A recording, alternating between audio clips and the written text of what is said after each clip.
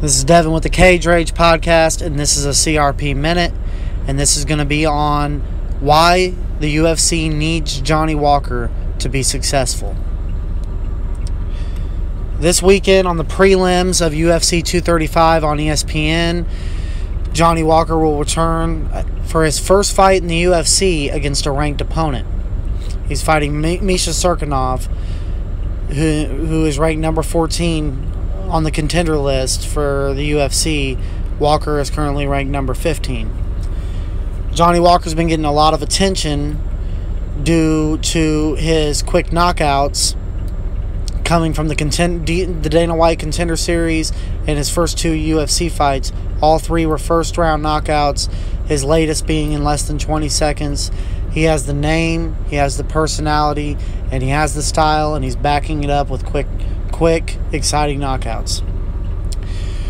When we look at the UFC light heavyweight division, this division has produced more superstars than any other division in the UFC history. When we look at the long line of champions, we're talking about UFC superstars such as Tito the Huntington Beach Bad Boy Ortiz, Randy the Natural Couture, Chuck the Iceman Liddell, Quentin Rampage Jackson, Forrest Griffin, Sugar Rashad Evans, Lyoto the Dragon Machida, Mauricio Shogun Rua, all leading up to the almost decade-long dominance of this division by current champion John Bones Jones. There's only been one other champion during this reign, and that's been Daniel Cormier, and that's been due to outside the cage violations that have led to suspensions of John Jones, like cocaine use, hit and runs, and PED scandals. It's also seen other big names that were champions in other divisions, like longtime Pride champion Vanderlei Silva.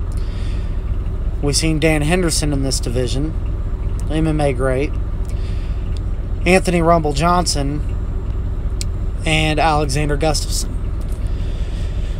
But when we look at the UFC light heavyweight division today, it's a very thin division in terms of name value. There's not very many superstars that are coming out of this division. It's one of the bottom divisions in terms of star power, if not at the very bottom, next to probably flyweight.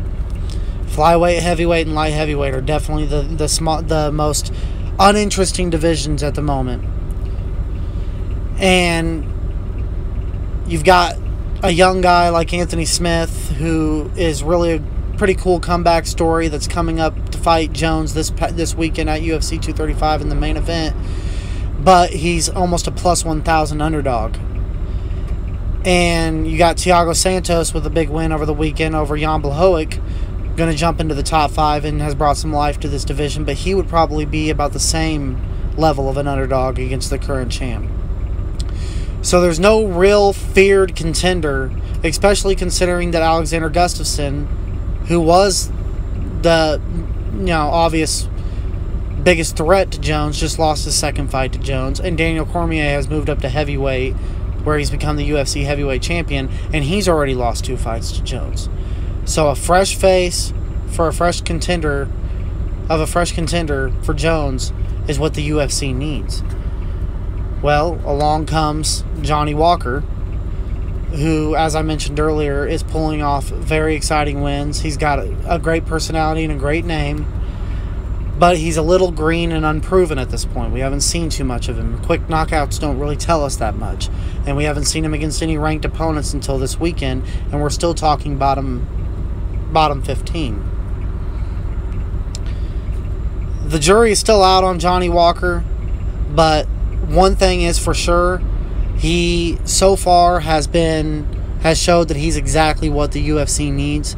They need somebody that is feared, has a personality, and that they can market. So for Johnny Walker to keep winning and keep being successful and develop into a true contender for somebody like John Jones, who, barring a very, very big Buster Douglas style upset, is going to be the champion for a long time of this division. This division needs a new, fresh contender for the longtime dominant champion.